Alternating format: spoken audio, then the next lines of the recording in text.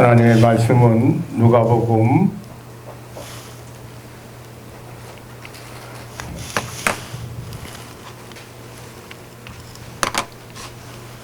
19장 28절에서 46절 말씀까지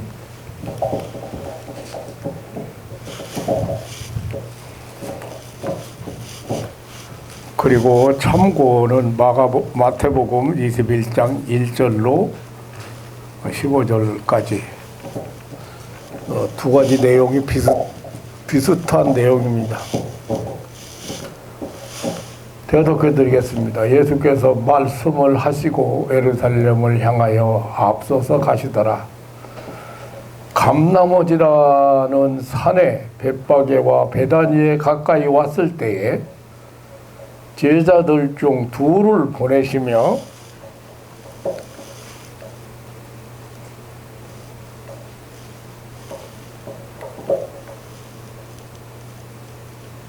이르시되 너희 맞은편 마을로 가라. 그리로 들어가면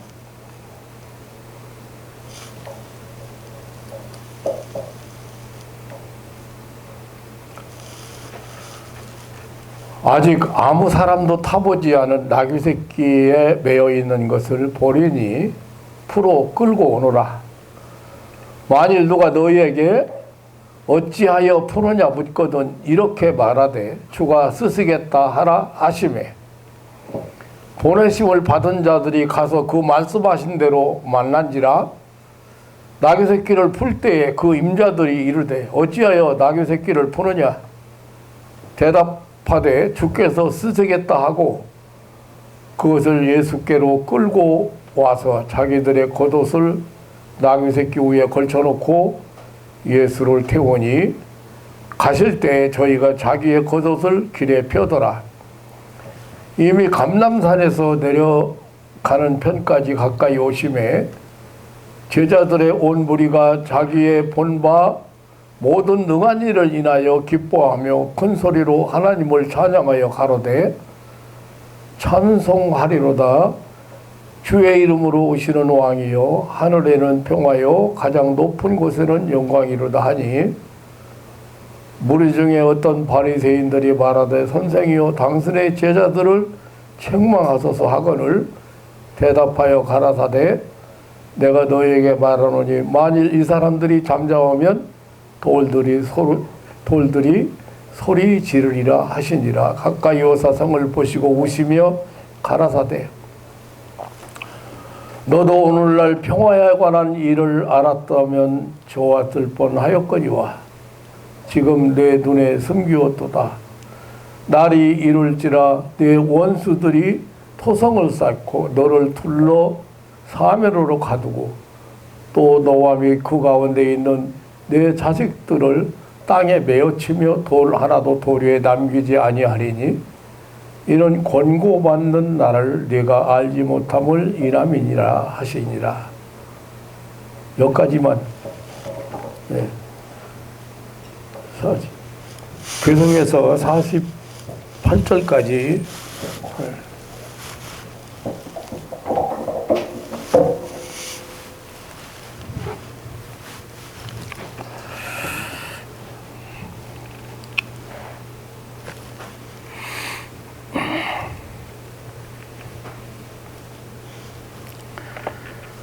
예나 지금이나 예수님에 대해서 올바로 아는 사람이 많지 않습니다.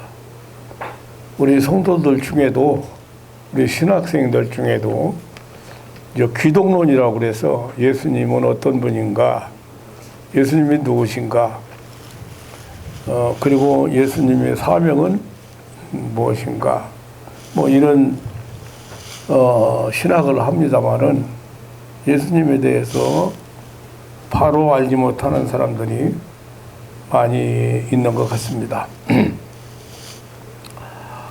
예수님은 자신의 죽음에 대해서 여러 번 반복해서 말씀을 하셨습니다. 지금 예수님께서 가시는 예루살렘을 올라가시는 노중에서 일어난 일, 그리고 예루살렘 성에 올라가신 후에 일어난 일을 오늘 본문에는 소개하고 있거든요.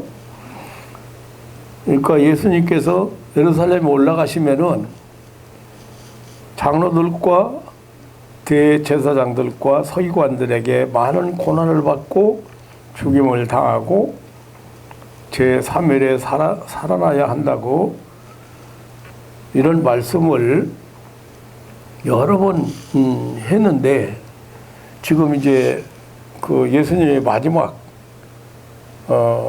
그 예수님께서 늘 하시던 말씀대로 이제 십자가의 고난을 당하시기 위해서 올라가시는 길입니다. 마태복음 16장 21절로 28절에 보면 베드로가 신앙 주는 그리스도시요 살아계신 하나님의 아들이라는 고백을 했을 때 예수님께서 예루살렘에 올라가 장로들과 대제사장들과 서기관들에게 많은 고난을 받고 죽임을 받고 제3일에 살아나야 하리라고 말씀을 하셨습니다. 누가복음 9장 31절에 변화산에 올라가셔서 영광의 변화 중에 모세와 엘리야와 더불어 또 이런 말씀을 하셨고요. 그리고 그 후에 제자들에게 마태복음 17장 22절로 23절에 보면 또 말씀을 하셨고, 또 마태복음 20장 17절로 19절에도 예루살렘으로 올라가시면 가던 길에 예수님의 죽음에 대해서 말씀을 하셨습니다. 이제 예수님께서는 이 세상에 오셔서 사역을 마칠 날이 다가오고 있었습니다. 예수님께서 예루살렘으로 올라가시는 길은 이제 계속해서 그렇게 여러 차례 말씀하신 대로 십자가에 못 박혀 죽으러 가는 길이었습니다. 인류의 죄를 대신 지시고 죄값을 치르기 위해서, 다시 말하면 죄값이 사망인데 그 사망의 값을 치르기 위해서 가는 길이었습니다. 예수님께서는 선지자가 예루살렘 밖에서 죽는 법이 없다고 말씀을 하셨는데, 이제 예루살렘으로 입성하시는 것은 자신도 예루살렘에서 죽어야 한다는 그런 필연적인 발걸음이었습니다. 이것은 예언 성취의 길이었고, 예언한 대로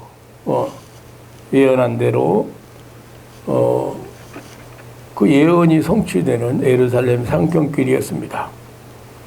오늘 우리는 이 길에서 예수님께서 특이하게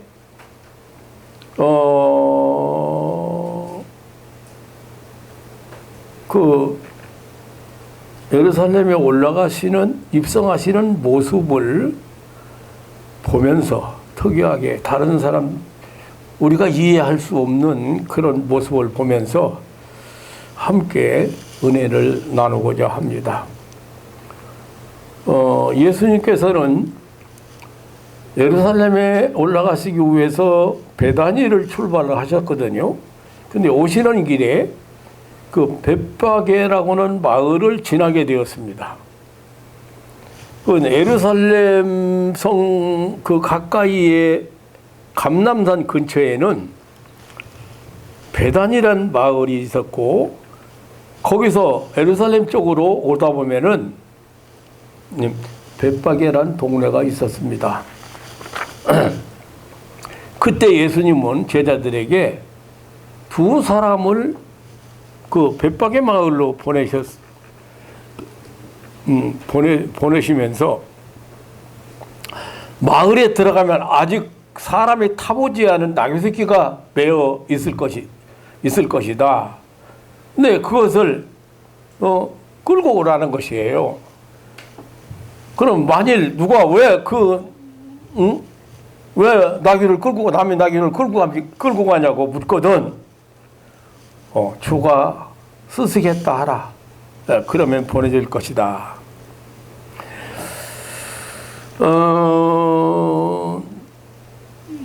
우리가 이런 내용을 보면서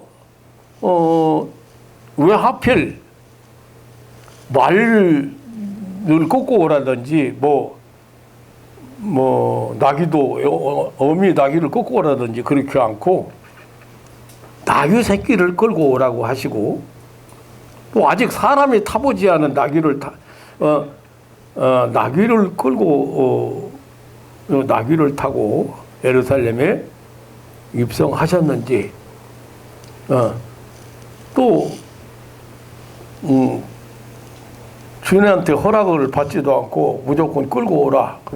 만약에 왜 끌고 가느냐고 누가 뭐라고 하거든. 주께서 쓰시겠다고 하라. 이런 내용들을 보면은 좀 의아하지요. 그리고 이해가 잘 안 되잖아요. 정말로 예수님은 우리의 이성으로 상식으로 도저히 이해 안 되는 일을 많이 종종 행하심으로써 예수님의 그 전능성 그리고 메시아이심을 은연중 나타내셨습니다. 물로 포도주를 만들어서 잔치집의 열기를 살리신 일이나 또 오병이어의 기적으로 빈들에서 허기진 사람들에게 배를 채우시게 한 일이나 공동묘지로 가고 있는 관 속의 시체를 향하여 청년아 일어나라고 명령하신 그래서 슬픔의 행렬을 기쁨의 행렬로 바꾸신 일이나 우리가 따져보면 한 가지도 우리 이성으로는 이해할 수 없는 일들을 행하셨습니다. 근데 오늘 또 뭘 들어가라 그러면 나귀 새끼가 매여 있을 거다. 사람 한 번도 타본 경험이 없는 마귀 새끼가 있는데 그거 무조건 끌고 오라는 거야.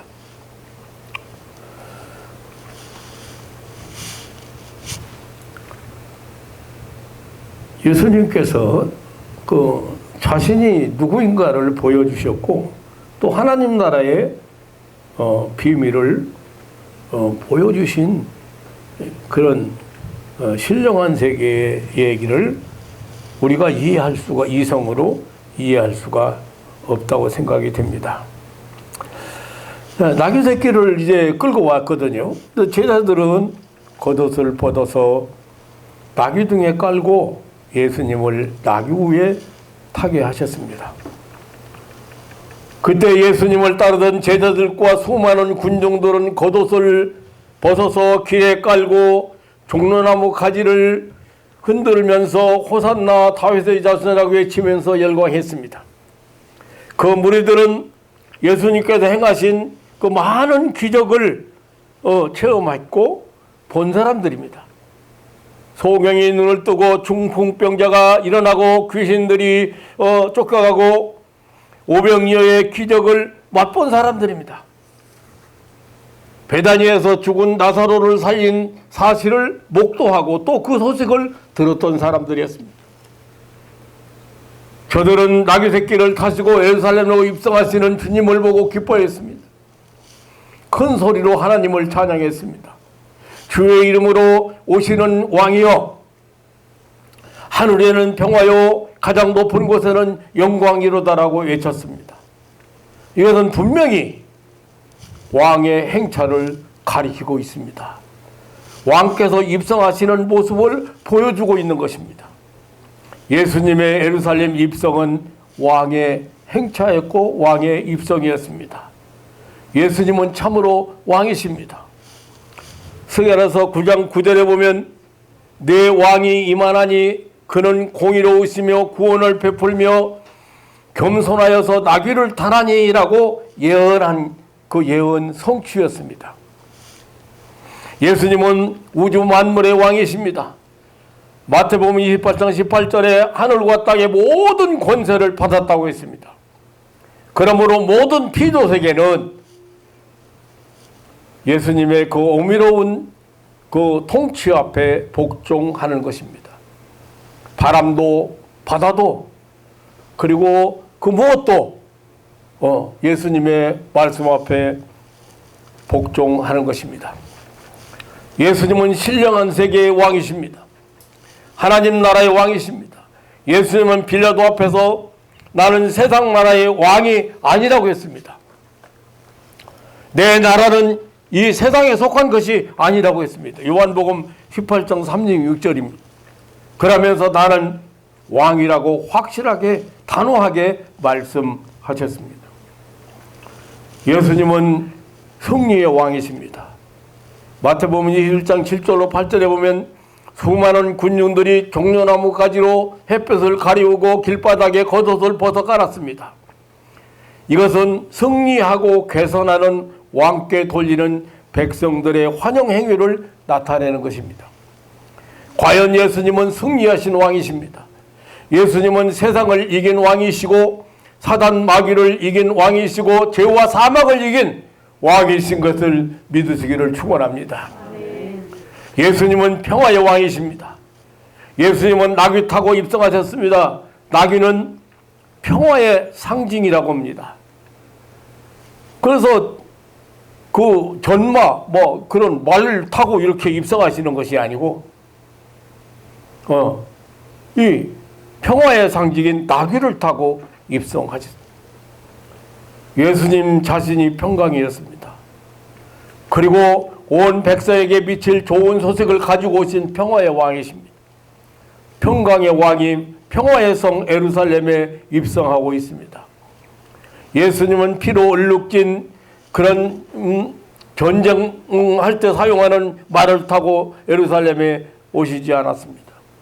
아직까지 사람이 타본 일이 없는 나귀 새끼를 타시고 입성하셨습니다. 예수님은 참으로 평화의 왕이십니다. 예수님은 유대인의 왕이요 이방인의 왕이요 만왕의 왕이십니다. 예수님은 만백성의 구주시요 만주의 주이십니다. 예수님의 왕국이 미치는 영역은 전 세계적이요 전 우주적이요 전 인류적입니다. 예수님께서 베푸신 구원과 평강의 은사는 세상 어느 누구에게도 머물지 않는 것이 어느 누구에게도 미치지 않은 것이 없습니다. 예수님은 만왕의 왕이시고 만주의 주이십니다. 호산나 다윗의 자손이란 바로 이런 것을 뜻하고 있습니다. 예수님은 영원한 왕이십니다. 예수님은 영원토록 살아있는 영생의 주이십니다. 그러므로 그의 왕국이 영원하고 그의 백성이 영원한 것입니다. 예수님은 영광을 받으실 왕이십니다. 예수님은 백성과 나라들과 방언으로부터 세세토록 무궁토록 찬양과 경배와 영광을 받으시기에 합당하시다고 요한계시록에 보면 어린 양 예수를 찬양하고 있습니다. 이 사실을 모르는 바리새인들은 예수님께 와서 그의 제자들과 무리들의 찬양을 중지시키라고 요구했습니다. 그때 주님의 대답은 아주 단호했습니다. 오늘 40절에 보면 내가 너희에게 말하노니 만일 이 사람들이 잠잠하면 돌들이 소리를 지르리라고 했습니다. 예수님은 영광을 받으셔야 되겠다는 주장입니다. 예수님은 영광의 왕이시기에 그 영광은 다른 어떤 것이 받아서는 안 된다는 것입니다. 사도행전 12장에 보면 예수님께 영광을 돌리지 아니했던 헤로당 이야기가 나옵니다. 참으로 무서운 이야기죠. 하나님은 헤롯에게 충을 보내어 죽음을 맛보게 했습니다. 예수님은 예루살렘에 입성하신 예수님의 그 예루살렘 입성하심, 그것은 분명히 왕의 입성이었습니다.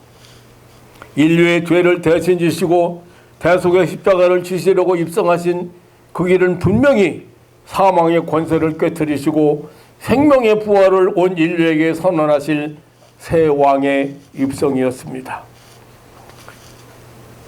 그리고 예수님의 예루살렘 입성은 하나님의 그 메시지를 전하려 온 선지자의 입성이었습니다. 천국 복음을 전하러 온 선지자의 입성이었습니다. 예수님께서 예루살렘에 올라오실 때에 또 한 가지 우리가 주목해야 될 사실은 예수님께서 이 세상에 계시는 동안에 우신 일이 극히 드뭅니다.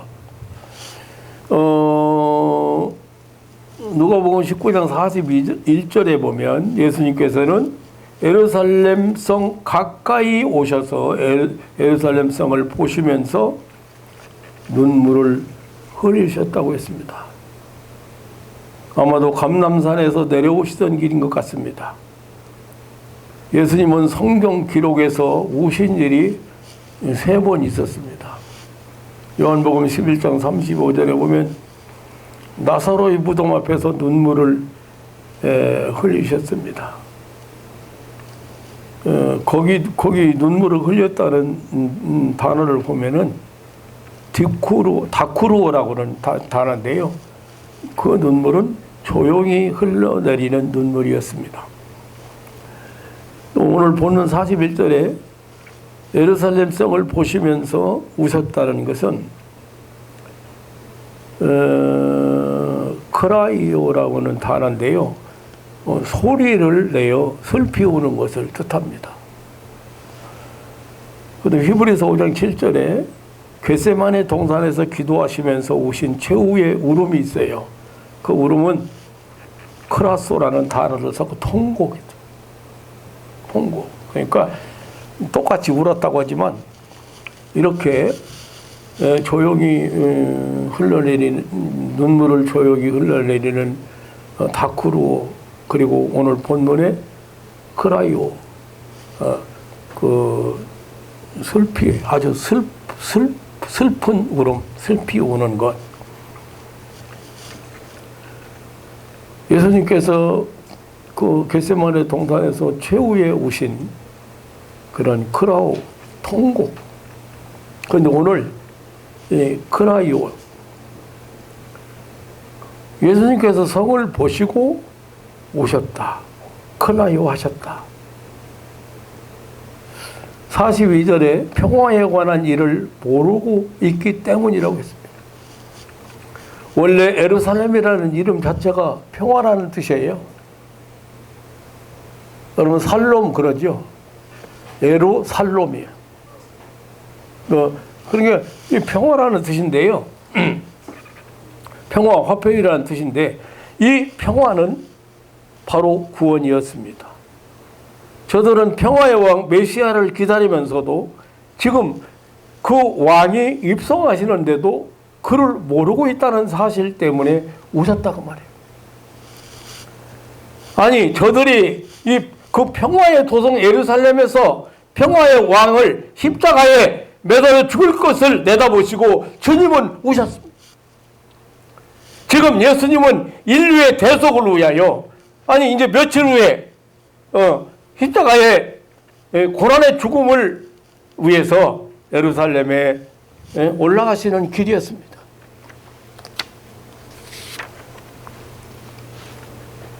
그리고 오늘 44절에 또 말씀하시기를 또 권고받는 날을 알지 못하고 있기 때문이라 했습니다. 다시 말하면 하나님이 도우시는 때를, 하나님이 너를 방문하는 때를 알지 못하고 있기 때문이라는 뜻입니다. 자기 땅에 자기 백성을 찾아 저들의 메시아가 오셨는데 저들은 그것을 알지 못하고 있다는 이유 때문에 예수님은 우셨습니다. 그것이 멸망의 원인이 되어버렸다고 했습니다. 그래서 평화의 도성 예루살렘 성의 멸망을 내다보시고 예수님은 우셨습니다. 본문에 날이 이루고 있다고 한 것처럼 후 30년 예루살렘은 멸망했습니다.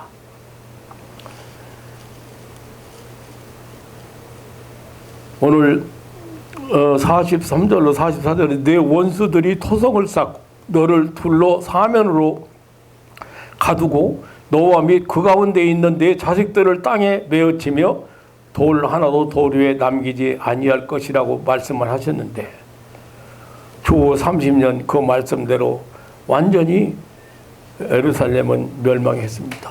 로마 장군 티토가 이 예루살렘 성을 완전히 포위했고 때마침 6월절 명절을 지키러 온 그 외국에서까지 온 많은 유대인들이 합쳐서 110만이 넘는 사람들이 성 안에 갇혔다고 합니다. 로마의 군병들은 유대인들의 자식을 메어치고 학살했습니다. 역사가 요세푸스는 당시 예루살렘 성에서 흘린 사람들의 피가 말루굴레까지 차서 흘러내렸다고 그렇게 표현을 했습니다. 예루살렘 성이 돌 하나도 돌 위에 남기지 아니할 정도로 완전히 파괴될 사실을 예수님은 내다보시고 우셨습니다. 평화를 모르는 백성, 하나님이 권고하시는 구원을 외면하는 백성의 그 처참한 운명을 미리 내다보신 주님은 그냥 울어버리고 말았습니다. 하나님의 사랑을 거절하는 자기 백성들의 그 사랑을 거절한 결과 받을 그 멸망과 고통과 고난을 바라보시면서 우셨습니다. 예수님의 예루살렘 입성은 무리들의 말대로 갈릴리 나사렛에서 나온 선지자의 입성이었습니다. 미리 내다보시고 미리 알아보시고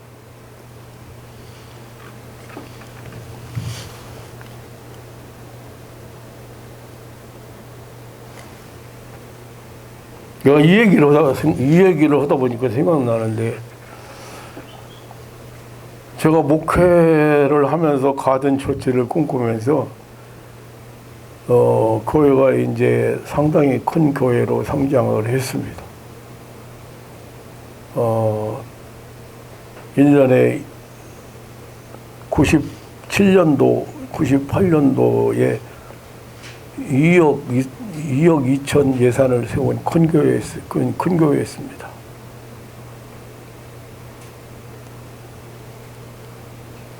그때 제가 굉장히 교회를 짓고 나서 힘든 때에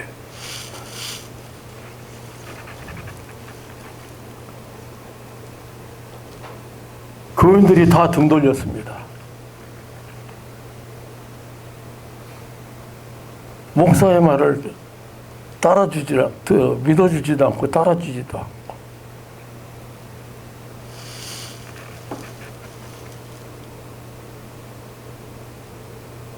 그게 무슨 생각을 했냐면 예수님께서 고라시나 벳세다여 만약에 옛날에 소돔과 고모라에서 이런 기적을 행하고 이런 능력을 행하고 이런 일을 보았다면 다 회개했을 거야. 그런데 이렇게 많은 하나님의 은혜를 능력을 체험하고 기적을 체험하고 하나님의 말씀을 들었는데도 불구하고 회개를 안 한다고 탄식을 했어요.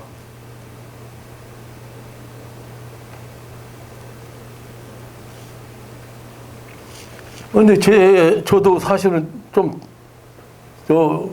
지금 이 얘기를 하면서 생각이 나서 지금 하는 거예요. 이거 각본에 없는 거예요. 근데 생각나는데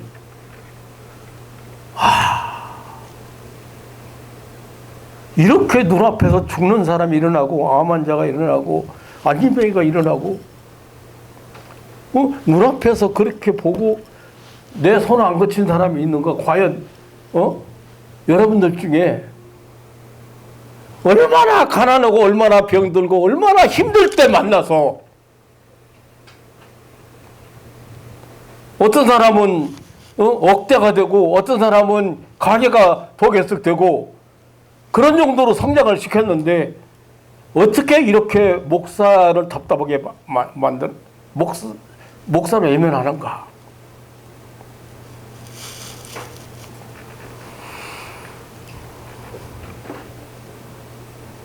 내가 떠나면 어떻게 될 것인가? 교회는 풍기박살났습니다. 흔적도 없이 사라졌습니다.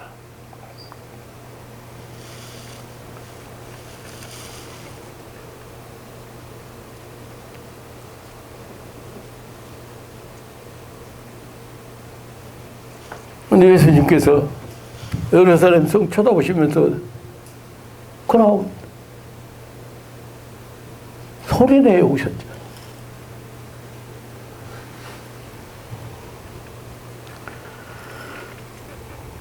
예수님의 입성은 왕의 입성, 왕. 왕이 지금 예언한 대로 사람 타보지 않은 평화를 상징하는 나귀를 타고 평화의 왕이 평화의 도성 살렘, 예루살렘 살롬 그러지요. 살롬 평화 그 입성하는데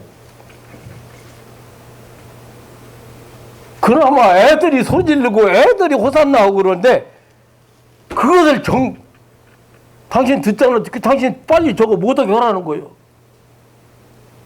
당시 정치적인 상황으로 보면 반란을 일으킬 것 같고 노마에 대항하는 것 같고 왕이 나타났 한번 생각해 보세요. 왕이 있는데 왕이 나타났다고 생각해 보세요. 뭐 그래서 뭐 그럴 수도 있습니다만은 그렇다고 하더라도 예수님을 몰라봤다는 거예요.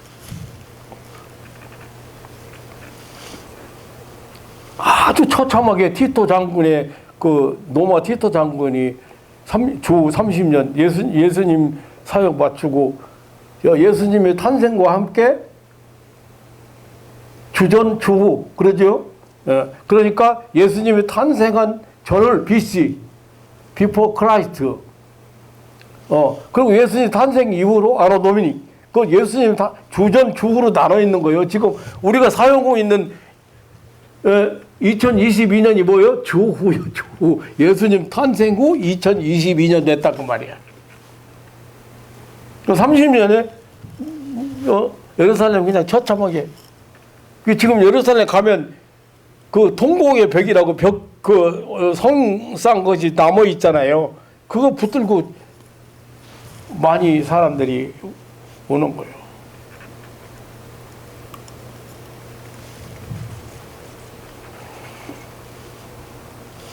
예수님의 입성은 선지자의 입성이고 그리스도의 입성이었습니다. 마지막으로 예수님의 예루살렘 입성은 하나님의 아들의 입성입니다. 예수님께서 이제 나귀를 타시고 예루살렘에 입성하셨습니다. 무리들은 예수님을 따르면서 호산나 다윗의 자손이라고 외치며 환영했습니다. 그런데 성전에 들어와 보니까 그 성전 안에 장사꾼들로 가득 찬 거예요. 성전 안 바닥에.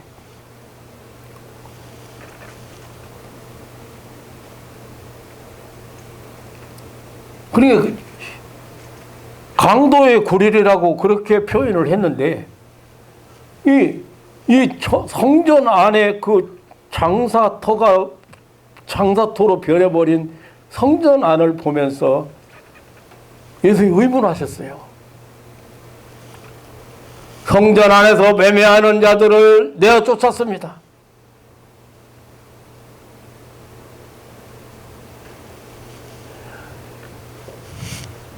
이 사람들이요, 돈 바꾸는 사람들 상을 막 둘러엎고 비둘기 파는 사람들을 상을 둘러엎고 했는데 예수님께서 처음 이렇게 의분하신 거지요. 그런데 이 사람들의 명분은 성전에 오면 성전세 내는데 성전대에게서 돈을 바꿔야 돼요. 그게 환전상들이 이제 편리를 도모하기 위해서 이게 우리가 해주는 거예요. 성전 들어가는 사람들 위해서 재물, 비둘기, 재물 그것도 가지고 힘드니까 여기서 팔아준다는 거 아니에요. 명목상. 그런데 예수님은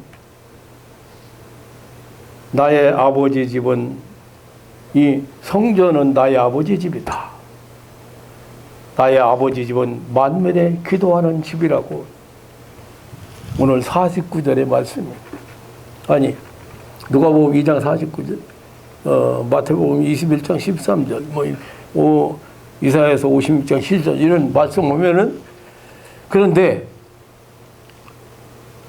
예수님은 성전을 나의 아버지 집이라고 하나님을 모신 성전을 나의 아버지 집이라고 했습니다. 그럼 하나님은 예수님은 누구요 지금? 예수님 누구요? 하나님의 아들 독생자가 입성하신 거라고. 그리고 오늘 다 안 읽었습니다마는 소경과 전원자들과 병자들을 고쳐주시고 이적을 행하셨습니다. 예루살렘에 입성하신 예수님은 하나님의 아들이셨습니다. 성전에 오신 예수님은 하나님의 아들이셨고 소경과 전원자들과 병든 자를 고치시고 구원하러 오신 구세주였습니다. 이 놀라운 사건을 보았던 무리가 크게 소리질렀습니다. 그 어린 아이들이었습니다. 마태복음 21장 15절에 보면 호산나 다윗의 자손이여 예수님의 성전 그 정화를 보면서 그 소리를 지르는 아이들의 찬미 소리를 듣고 있던 그 대제사장과 서기관들은 분이 가득하여 저의 하는 말을 듣는가라고 항변했습니다. 그런데 주님은 그렇다고 했습니다. 저들이 외치는 소리가 너무 당연하다고 했습니다. 호산나라는 말은 구원하소서란 뜻입니다. 구원하소서 호산나. 다윗의 자손이란 메시아란 뜻입니다. 구약 선지자들이 다윗의 왕통에서 메시아가 구세주가 나올 것이라고 약속한 그 말씀대로 예수님은 다윗의 자손이고 그리고 구원하러 오신 분이에요. 그러니까 이스라엘을 저희 죄에서 구원하실 구세주라고 소리질. 이 아이들의 찬미 내용은 우리의 왕이 되신 분이여 우리를 구원하소서, 우리의 메시아 되신 주여 우리를 구원하소서라고 하는 그런 신앙 고백적인 그런 외침입니다. 이 아이들은 예수님을 바로 알아봤습니다. 당시 종교 지도자들이 보지 못했고 어른들이 받지 못했던 성령의 감동을 아이들이 받았습니다. 예수님께서 성전에 나타나서 성전 마당에서 장사꾼들을 쫓아내는 것을 보았습니다. 그리고 이 성전은 내 집이고 아버지 집이고 만민의 기도하는 집이라고 선언하시는 주님의 주장을 들었습니다. 그리고 소경들의 눈을 열어주시고 전원자를 걷게 하시고 주님의 권능을 행하시는 병든 자를 고치시는 그런 권능을 보았습니다. 어린아이들은 예수님을 향하여 호산나 다윗의 자손이여 외치기 시작했습니다. 대제사장들은 이 소리를 듣고 예수님과 항변한 것입니다. 당신이 어찌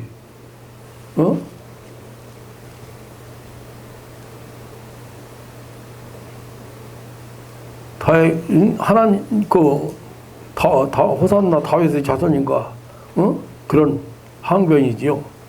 그때 예수님은 그러하다. 나는 호산나 다윗의 자손이라고 주장한 것입니다. 바로 메시아요 왕이라고 하신 것입니다.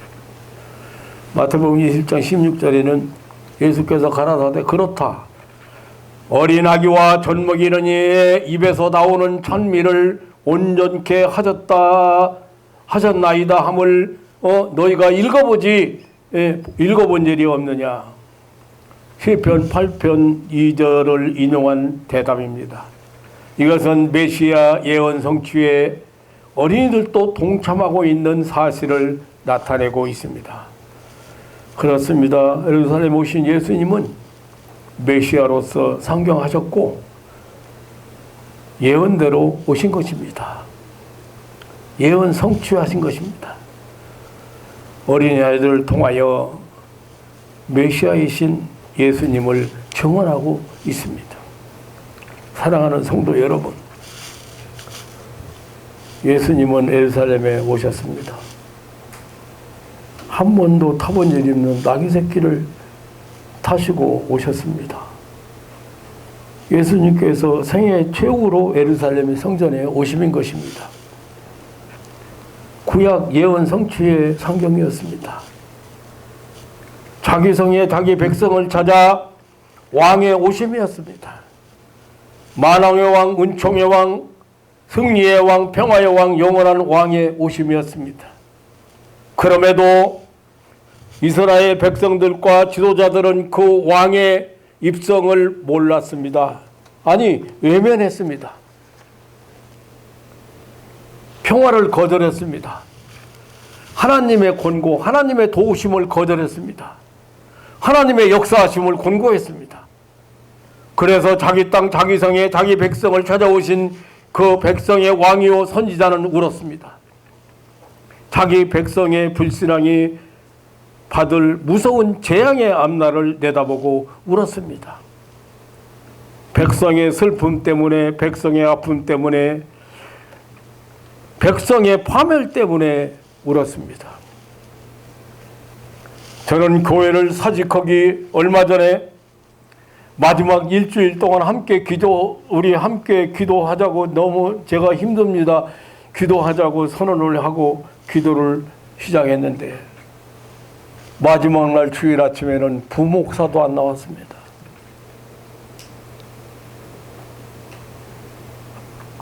새벽 기도인이 거의 교회에 거의 차다시피 하게 모이는 교회였습니다.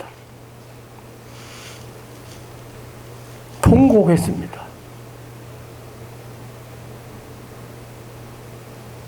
20여 년간 이 백성들이, 이 교인들이 그렇게 하나님의 은혜를 입고, 그렇게 눈으로 직접 보고,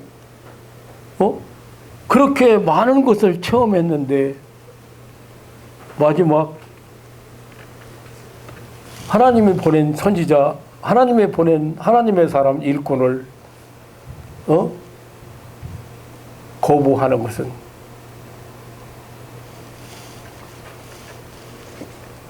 더 이상 내가 여기에 미련을 둘 이유가 없다.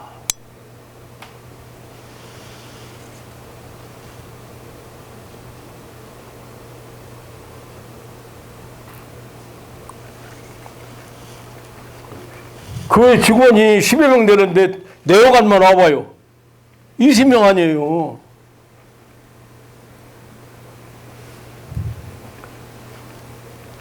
부목사가 안 나왔다니, 부목사 한 사람도 안 나왔다니. 한 사람도 없는 새벽 기도를 제가 혼자 찬송 부르고, 혼자 기도하고, 혼자 설교하고, 혼자 울었어요.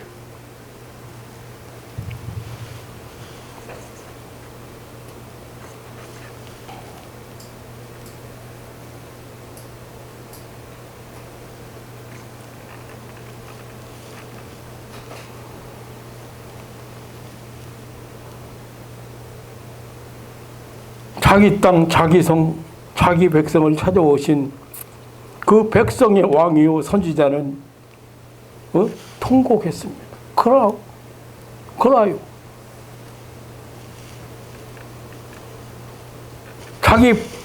자기 백성의 불신앙이 받을 무서운 재앙의 앞날을 내다보고 울었습니다.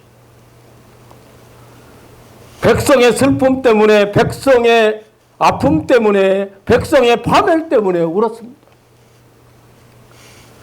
그리고 자기 아버지 집을 장사꾼들의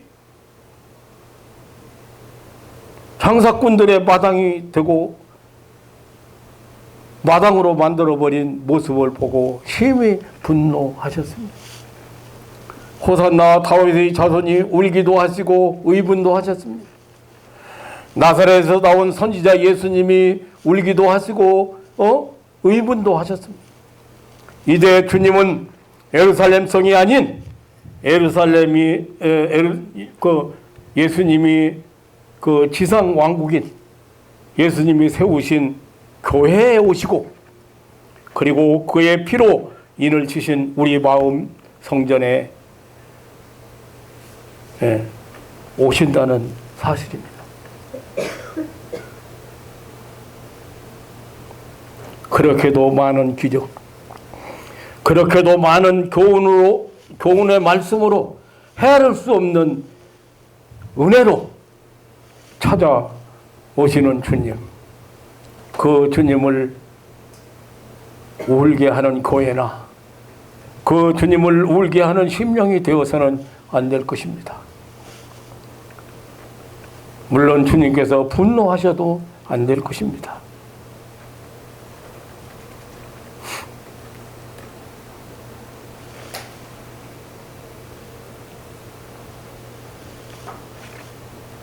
거룩한 성전이나 경건을 자기 이익의 자료로 삼는 위선자들처럼,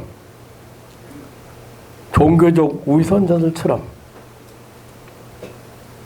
성전 안에서 장사꾼의 소리가, 돈 바꾸는 자들의 소리가,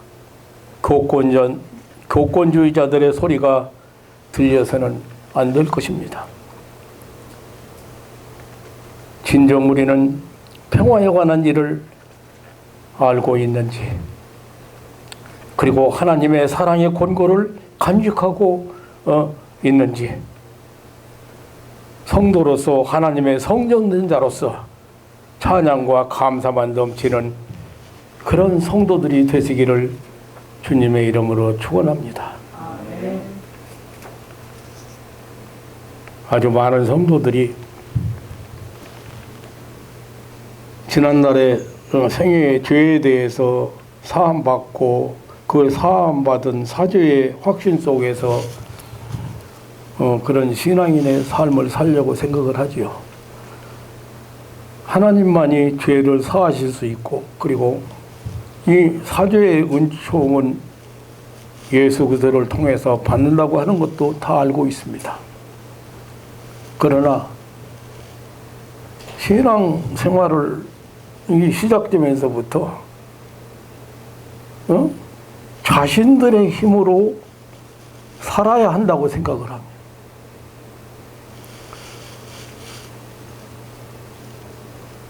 그래서 처음에는 뜨겁고 확신에 찬 신앙생활을 하지만 신앙생활이 계속되면서 신앙생활이 무거운 짐이 되고 말아요. 물론 두 가지 이유가 있죠. 하나는 교회는 성도들에게 요구하는 것이 너무 많아졌다는 거예요. 또 하나는 우리 성도들이 처음 믿었을 때 있었던 그 체험이나 기쁨에 대해서 그것만 생각하고 있는 거예요. 그게 간증만 하고 있는 거예요, 맞죠? 지금 체험을 해야지. 지금 하나님의 임재를 지금 체험을 해야지.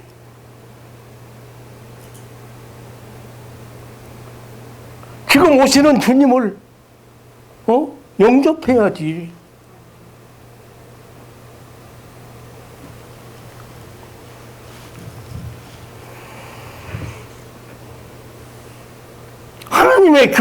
하나님과 동행하는 기쁨에 대해서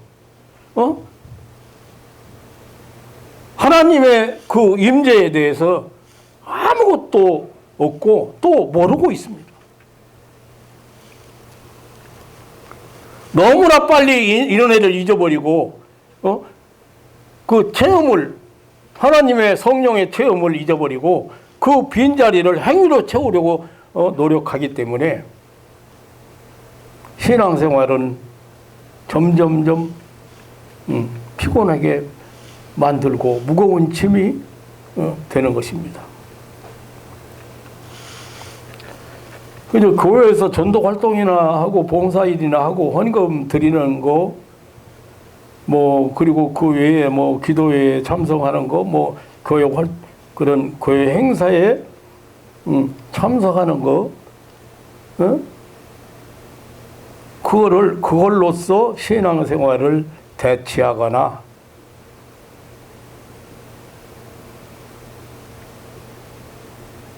전부가 신앙생활의 전부가 되어버렸다고 말이에요.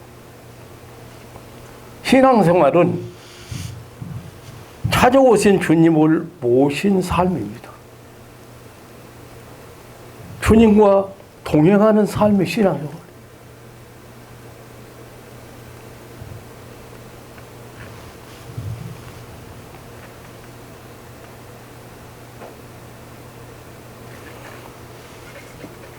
히브리서 11장 5절로 6절에 보면 믿음으로 에녹은 죽음을 보지 않고 옮기었는데 저를 옮기기 전에 하나님을 기쁘시게 하는 자라 하는 증거를 받았다고 했어요. 그런데 믿음이 그러면서 믿음이 없이는 기쁘시게 못하는 하나님께 나아가는 자는 반드시 그가 계신 것과 자기를 찾는 자들에게 상 주심을 믿어야 할지니라고 그랬습니다. 근데 에녹이 죽음을 보지 않고 옮겼는데 그 에녹의 그 이유는 믿음으로 하나님과 동행했다는 거예요. 하나님을 기쁘시게 했다는 증거를 받았기 때문이라는 거예요. 여러분, 하나님을 마음속에 모셔만 놔두고 내 마음대로 살고 내가 하고 싶은 대로 살고 내가 고집대로 살고 내가 원하는 대로 살고 하나님이 필요 없어.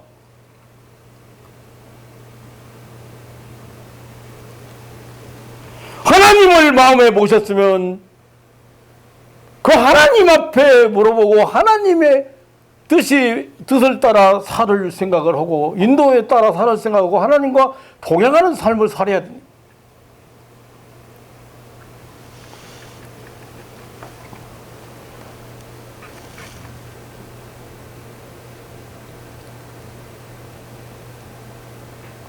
신앙생활 계속해서 하나님과 동행하는 하나님의 임재를 체험하는 것이요.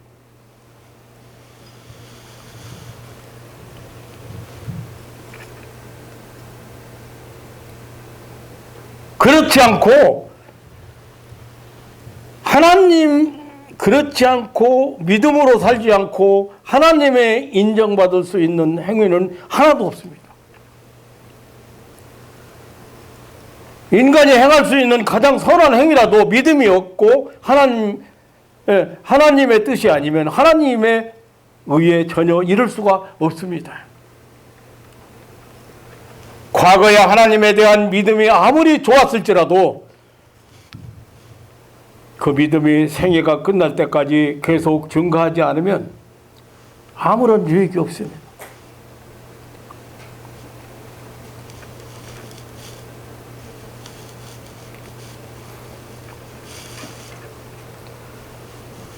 우리는 하나님을 신뢰하고 의뢰하는 그런 믿음, 그게 바로 뭡니까? 하나님과 동행하는 것, 하나님의 인도에 따르는 것. 이런 믿음이 없이는 신앙인으로서의 생애가 만족스럽지 못하고 실패로 얼룩져 버리게 되고 실망하게 될 것입니다. 자신의 무능함을 한탄하며 낙담할 수밖에 없을 것입니다. 만왕의 왕으로 이 지구촌에 오신 예수님, 하나님의 메시지, 천국 복음을, 다시 말하면 하나님의 인류 구원 사죄의 소식을 가지고 오신 예수님,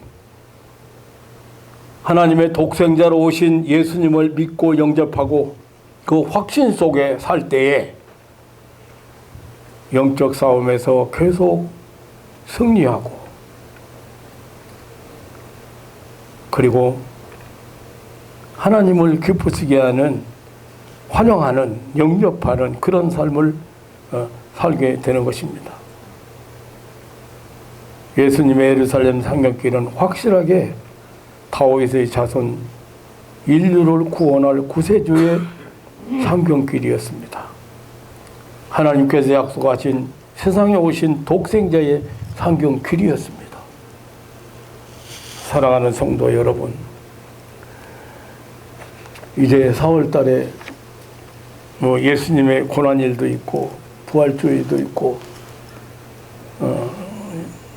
여러 가지 교회에는 행사가 있을 겁니다. 그런데 그 행사가 중요한 게 아니고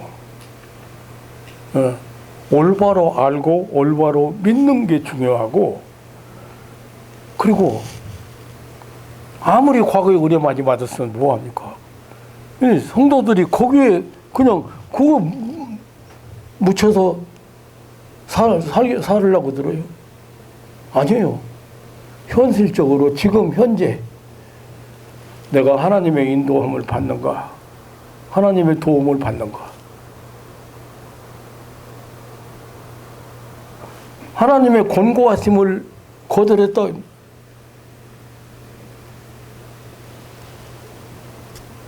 한순간도 우리는 하나님의 도우심의 손길을 못 받으면 안 되는, 너무도 연약하고 부족하고 미련하고 어리석은 존재들이지 않습니까?